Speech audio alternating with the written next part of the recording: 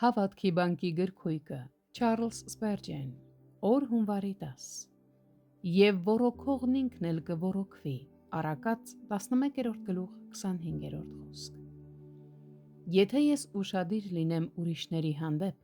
Աստված էլ ուշադիր կլինի իմ հանդեպ և ինչ-որ կերպ կպարգևատրի ինձ։ Թույլ տվեք հոգ տանել աղքատների մասին և Տերը կհոգա իմ մասին։ Թույլ տվեք ընդունել փոքրիկ երեխաներին որպես իմը և Տերը կվերաբերի ինձ որպես իր սեփական զավակի։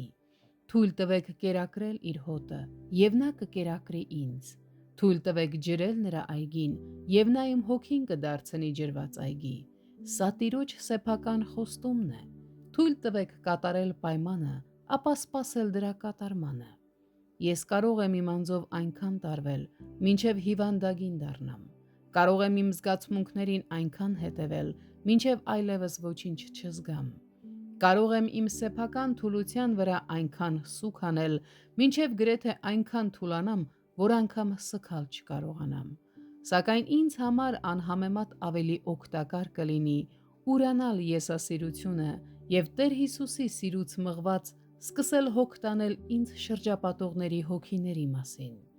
Իմ ջրամբարը գրեթե դատարկ է, թարմ անձրև չկա այն լցնելու համար,